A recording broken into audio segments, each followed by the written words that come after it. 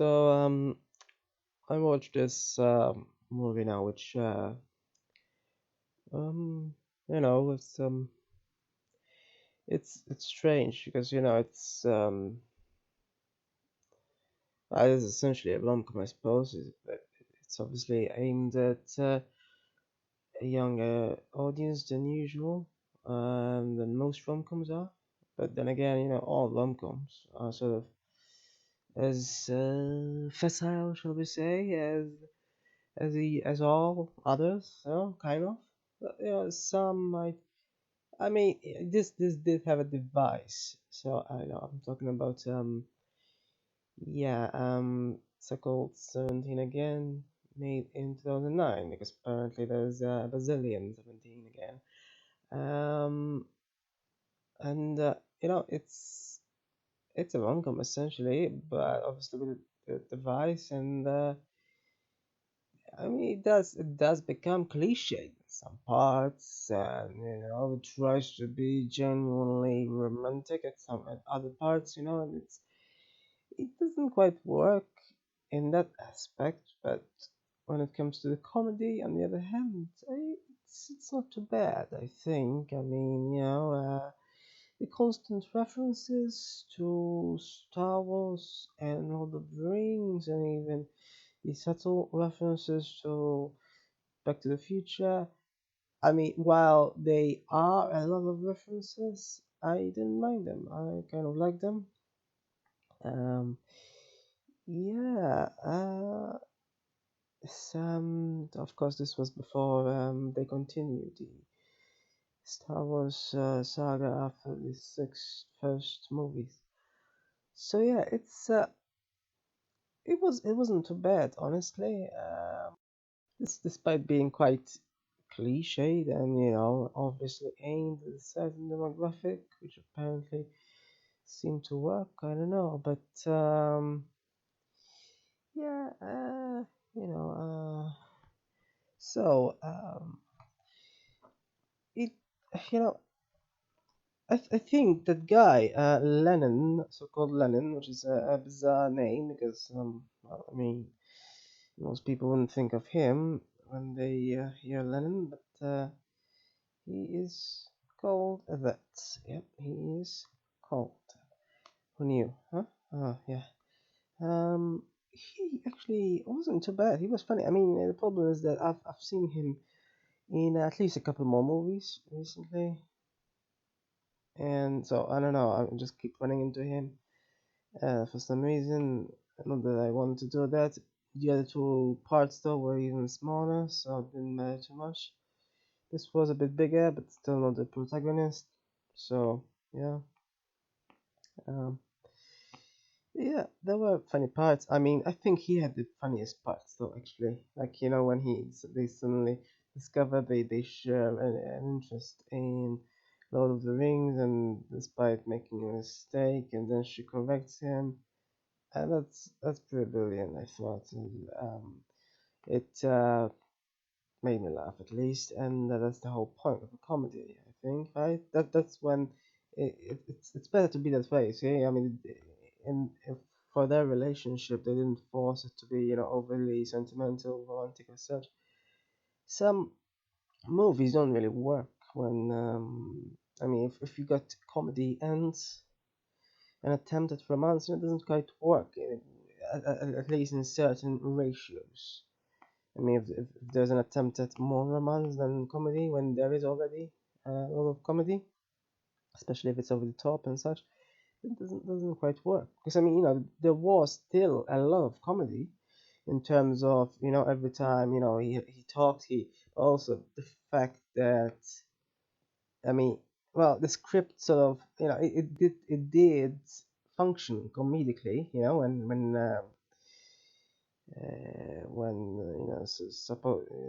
the character is supposedly called Mike,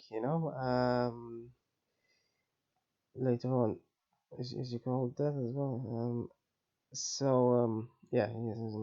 So when he keeps saying these things that he's not supposed to be saying, but I mean it didn't seem like he even tried at all really to change his perspective and talk as someone who's went back 20 years, and I mean, it's kind of easier to do if one really tries, then it can be done. But obviously, I'm pretty sure it was due to the comedic function per se to do that. I mean, it still feels a little forced, and then there were still a lot of such instances, like when he was talking to his supposed daughter, and he made it very obvious, saying, "Oh, I forbid you," and such, which is absurd. If he really, and it's not like he did seemingly continually forget that he was supposed to be playing, acting the role of their classmate, really. And while there were a lot of such instances, it still worked well in certain others, especially when maybe when he was talking with his supposed wife, maybe I don't know, but yeah, I suppose. I mean, these whole things, but yeah, in the end, I think so-called Lennon still had, I think, the best comedic parts, mostly because of his obsession with geek things. I think it sort of, I don't know, sort of did. I suppose it helped that I could recognize a lot of it. Well, recognize, I mean, most of the. But at one point he said something about philosopher something, and I have no idea what it is. I even tried to search it online, and there's nothing about it. In fact, the second or so is links to a script for this movie, subtitles and such. So it doesn't quite work in that sense. I'm not sure if it just invented it or something. But yeah, uh, I'm actually surprised there weren't even more references. Now I see that there are listed at least, considering he seems to have had so much stuff and that's so funny. He had a car as a band. I have no idea whether that's a reference to anything, but it's just so funny the way whenever he just woke up, it seems like he's about to start driving something almost reminiscent of Little Nemo, where the bed just floats around and goes around like it's some sort of car as well, except a car in the sky, of course, in the dreams, yeah. So yeah, critically it was seemingly, well, it's received an average rating, very much average, an average rating, I say, 5.4 here on Rotten Tomatoes, which is, I mean, I'm not saying, so clearly some people think it's better than other people think it's worse, it really, I think, it did rely on cliches sometimes, so I can see, where the negativity lies, well-worn formula, but then somehow they say that it's his charm that somehow results in a harmless comedy. I'm not sure, let's say it's charm or anything, but when I watch a comedy, I want comedy, and it did have comedy. It did. It just had a bit too much romance as well. But, kind of like, well, actually, this other movie I watched recently, What to Expect When You're Expecting. That's supposed to have been a comedy as well. It was mostly a comedy, even though very mild comedy. But then it really tried somehow to go in the direction of serious melodrama, and it didn't work at all. In that case, it was melodrama. In this case, it's romance. Now, rom-coms can work. It's not like they always do not work. I mean, sometimes movies work when it comes to melodrama as well. But then in some instances, not when you got over the top comedy and then you insert melodrama, it just doesn't work really. In fact, that's reminiscent of the anime Angel Beats. So that's what it does. Just described it practically, and that's the reason why I don't really like it as much. Although apparently, on average, people seem to like it. Uh, yeah, last time I watched a movie by this actor here. Now, by all means, I do not follow him or anything. And then the last one I watched was months ago. Although I mean, I've watched loads of movies since then, so um, I've watched loads of other actors. But yeah, last one I watched was Hairspray. Now, obviously, Hairspray was slightly different, not exactly the absolutely um, well, almost brainless comedy, I guess that this is. Obviously, it was a musical as well, so kind of different, but obviously there are similarities as well. But mostly with obviously his other even more renowned musical, But yeah, as a musical, this worked. Comedy worked. Um, not so much the romance though, as I said, but it's not mostly okay, I suppose. I could say. People seem to think so as well.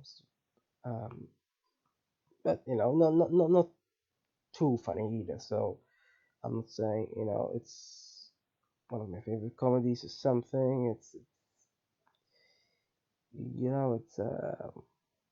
and in terms of what it references, like Back to the Future. Back to the Future, obviously. Well, it did have comedy. It did have comedy actually. Um, but I'm not sure. I'm thinking though the main genre was more sci-fi.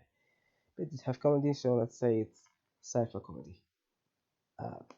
Surely, yes. I prefer Back to the Future. It's Back to the Future. It's so well constructed. I actually haven't watched it in over a decade, but still remember it. I think clearly. I didn't so much like the third movie, but the first and the second were pretty cool.